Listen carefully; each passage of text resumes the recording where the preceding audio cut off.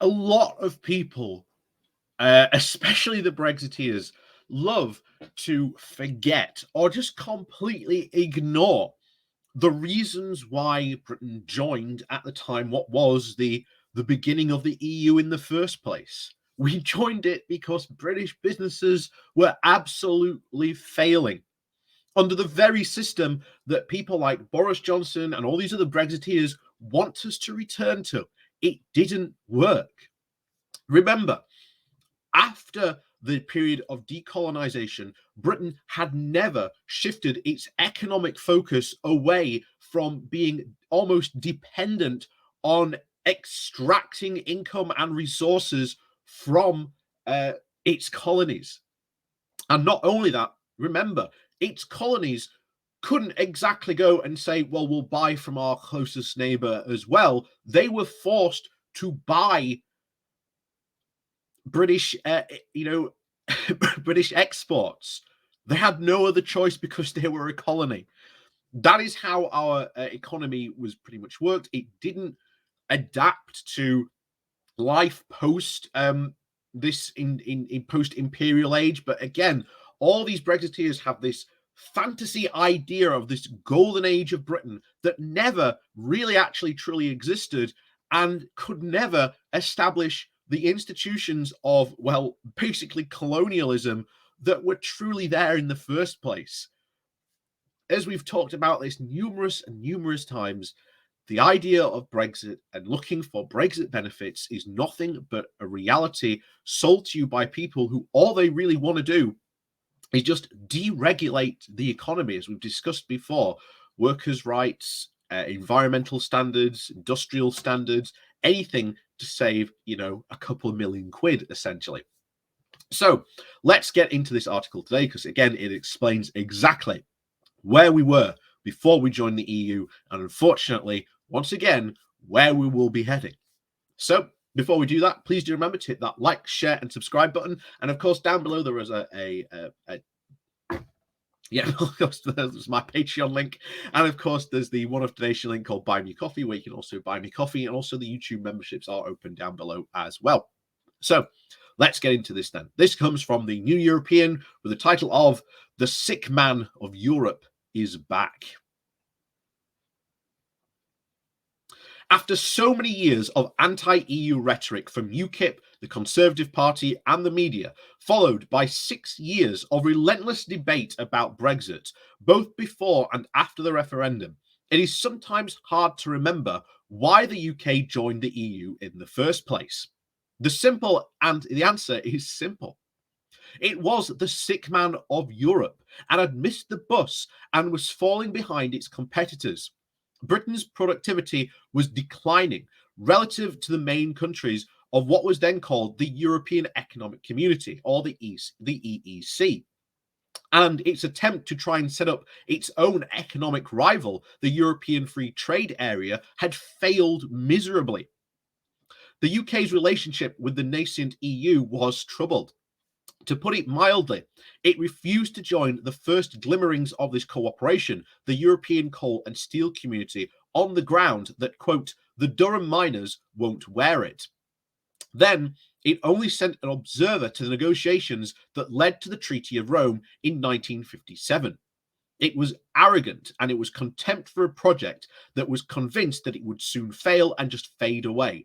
And although it founded the EFTA in 1960, and by 1961, it was trying to negotiate membership of the EECC, and of course, by 1963, the UK was applying to join.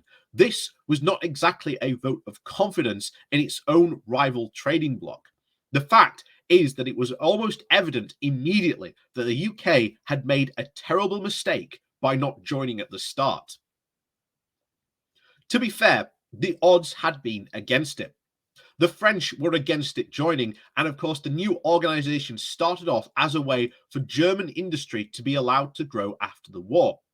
The price was that Germany massively subsidized French agriculture, and of course Charles de Gaulle saw it as a Franco-German club with a few hangers-on, and never trusted the Brits not to muck it up, or focus more on the Atlantic and Commonwealth relations. How right he was. But Given all that, the UK had little option to join. By the 1960s, at the latest, the economic case was overwhelming. And by 1950, the difference in per capita GDP between the UK and the ECC's founding Six Nations was 28%. The British had won the war and the economy had grown. But just 7 years later, when the Treaty of Rome was signed, the gap stood at 15%. By 1967, it was down to 6%. And by 1969, the founders of the ECC had overtaken the UK. The reasons are not difficult to find and should worry many policymakers today. The UK economy had grown lazy, selling second-rate goods to captive markets. It was fine producing for domestic consumption and exporting to the Commonwealth. Hardly any demanding customers. Yet, when it tried to sell those very same products in the ECC, it was being murdered by new efficient industries. Having to compete with German car makers or even French consumer good firms made similar companies in other ECC countries just improve or die.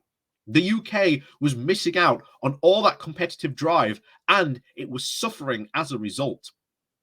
That is why joining the group was a shock for the British economy. Industries that had done perfectly well supplying the UK market, supplemented by exports to the former empire, got a very rude awakening. Just look at the domestic British car industry. It was wiped out. Even when BMW took over Rover in 1994, it was quickly christened the English patient and was abandoned to its fate as soon as it became clear that it could not be saved. There are no British-owned mass car producers now left in the UK. Only foreign-owned and run firms have survived. British companies, bosses, designers, and workers thrive when foreign-owned, but on their own, they were all easy pickings for the likes of VW, Fiat, and Citroën, and the rest. But there were compensations.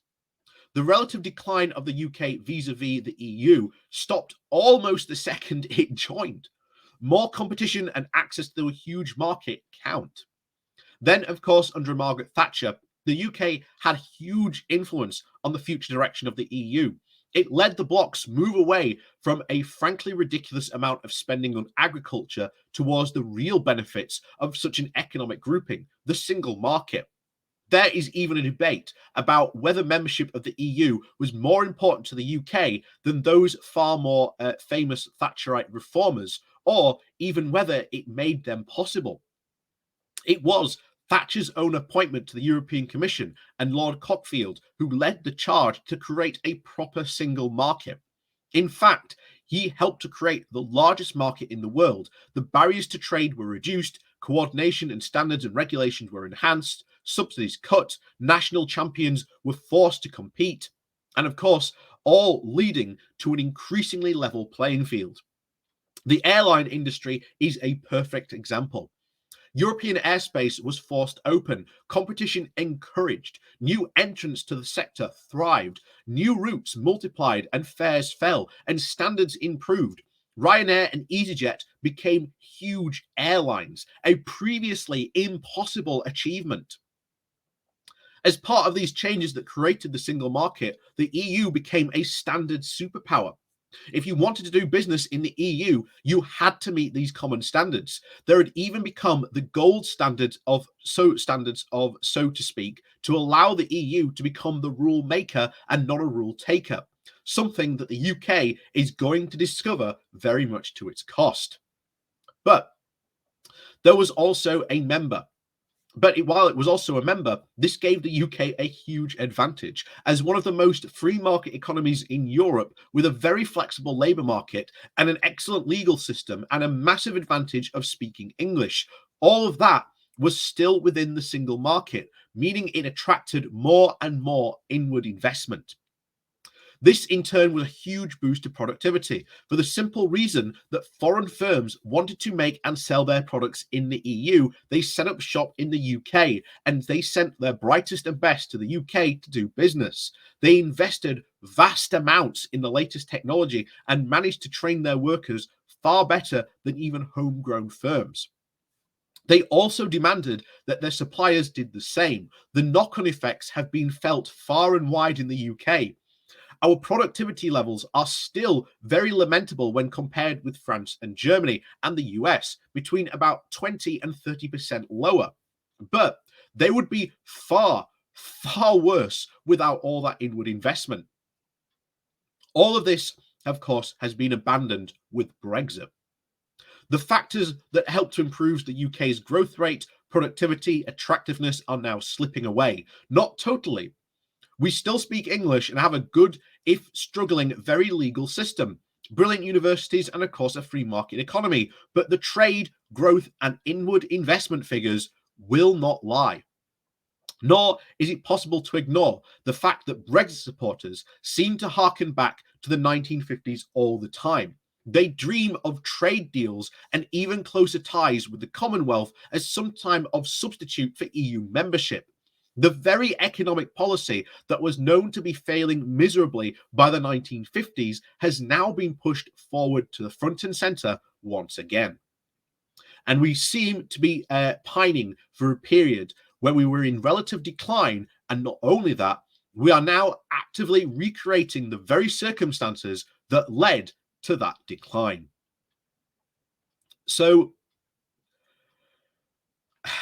that's unfortunately what we've got to look forward to. And that's ultimately what has been set out by the Brexiteers. And this was explained multiple times before and after the referendum, with us constantly asking, well, what do you mean? How do you intend to, quote, get all these trade deals? Why is somehow our economy going to be really attractive to, again, let's say Brazil, because that was an example used by Jacob Rees-Mogg. Brazil has no need to buy stuff from us. They can get it from other countries closer to them at a cheaper cost. All they want to do is sell us stuff. And that hurts our own local manufacturing core. And again, this idea of getting rid of tariffs is ludicrous, because without, again, being in the EU with like creating a level playing field, these trade deals are not equal. They are overwhelmingly in favor so far of the other countries. We've just signed a trade deal with New Zealand very recently, which we'll be going over tomorrow. That is absolutely pathetic. We have once again rolled over for a tiny country on the other side of the world that is going to have absolutely marginal economic benefits. Same for the Australian trade deal as well. Almost next to no economic benefit here for the UK that is going to now make our British agriculture die.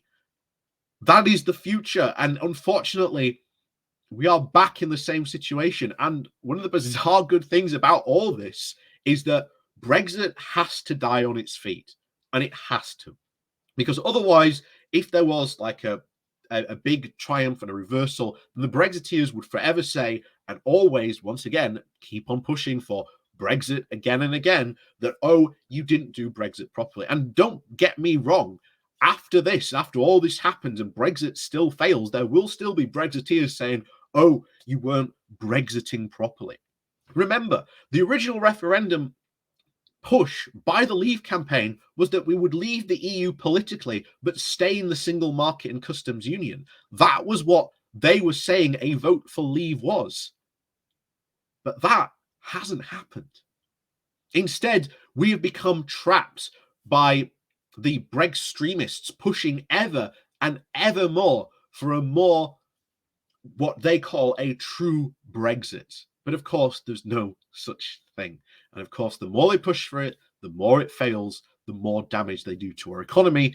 And of course, that is going to be incredibly bad for us. But in the long run, it serves us far better for saying, well, Brexit failed. We always told you it was going to fail. So now let's just rejoin the EU. So as always, thank you very much for joining us. Please do remember to hit that like, share, and subscribe button on your way out. And of course, down below there are links to my Patreon page and a one-off donation link called Buy Me Coffee, where you can, well, buy me coffee. And as always, thank you very much for watching, and we'll see you all